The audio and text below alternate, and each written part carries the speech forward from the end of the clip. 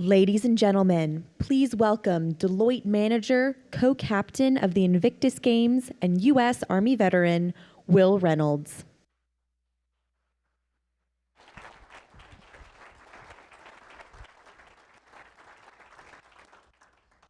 Good morning. So I'm going to talk to you about a few things that have been near and dear to me in my service and that I think a lot of us experience both in uniform and out of uniform, and that's very simply family, relationships, and growth. So in doing so, I need to start off by telling you how my journey started into service and ultimately as a veteran. So although I'm showing another flag, I am a patriot, even though it is Veterans Day week. But I need to tell you that my journey as a veteran started as an immigrant. So my parents came to this country for the opportunity. They came here for education. And in doing so, despite a couple of my siblings being born overseas, they really knew that they wanted to raise their family in this great country that we have in the U.S. So when they came to this country, they really hunkered down in our community. They got involved in not only spreading their culture within the community we were growing up in, but also doing medical missions back in their native land, and also got us involved in a lot of different activities through our church, through scouting. So the other thing you'll see up there is I really honed my expertise in civic engagement through scouting, and I did so all the way through the rank of Eagle Scout. And not only by being an immigrant and also in scouting did I learn that very important aspect of civic engagement, but I also learned the importance of relationships. So obviously, those experiences drove me to go to the service academy, and that's where I really learned the importance of relationships through everything we do.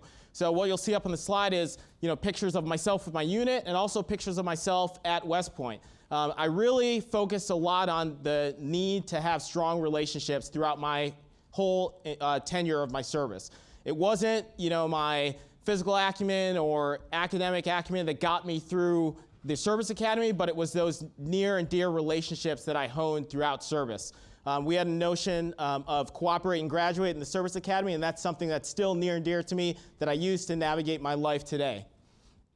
However, in service, that was when I was near gravely wounded when I was serving in Iraq. I was naive at the time, at the ripe age of 24 in a second deployment, thinking service was the only way that I could serve.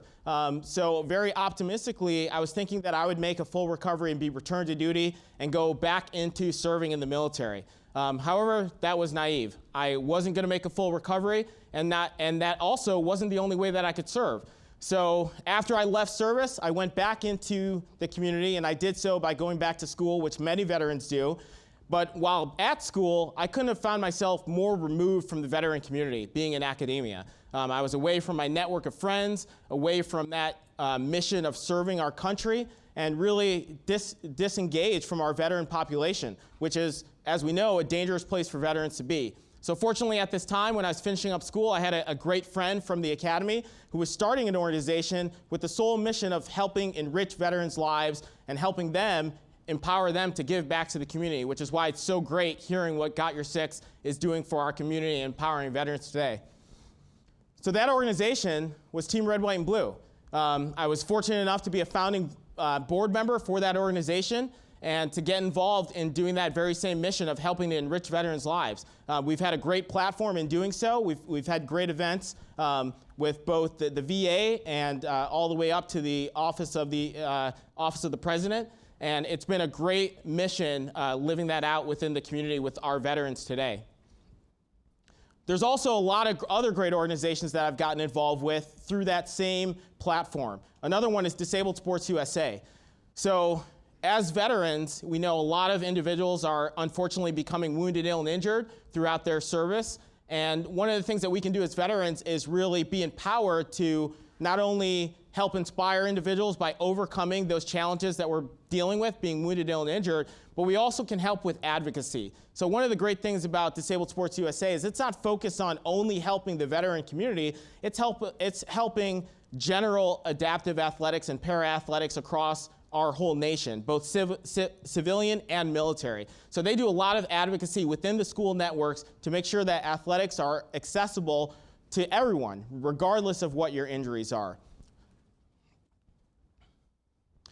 And also, there's another great event that I've been able to be a part of with throughout my military service, and that is the Invictus Games. So again, going back to that same mantra of wanting to make sports accessible for everybody and really helping rehabilitate and helping service members recover throughout their athletic journey.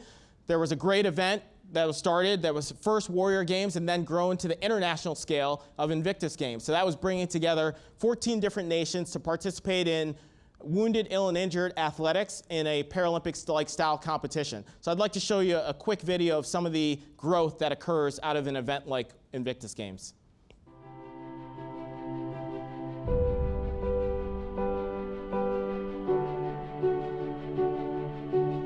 The first combat gunshot I heard was in Sadr City, outside of Baghdad.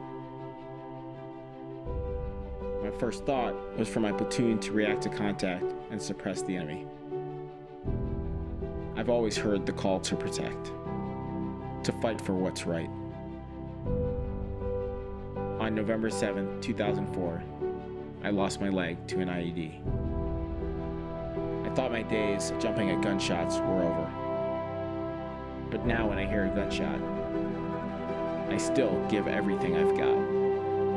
I am Captain Will Reynolds, retired United States Army infantry. I am Invictus.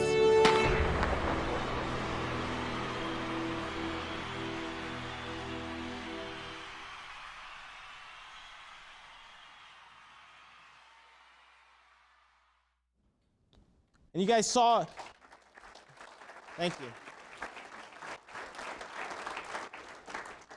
So at the end of that video, you guys saw the one word that can really sum up everything that veterans go through in their journey. They are unconquered. Despite what they've seen, despite what they've experienced, they really are an unconquered population that can really help to leverage their expertise in leadership and give back to the community and help build the community. So just like they were reacting to gunfire in combat, they can take those same principles and use that as a call to action to really be engaged in the community.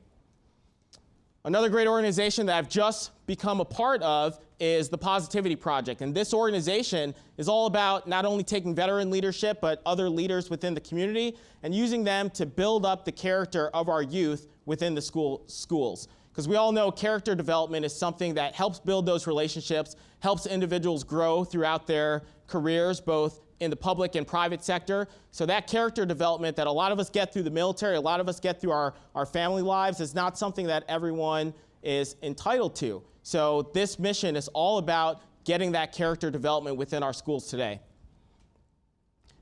So with that, I'd like to leave that call of action to all of our veterans out there to be a part of the community, use your leadership that you've gained within service, and to really take those relationships and help further your agenda in your lives.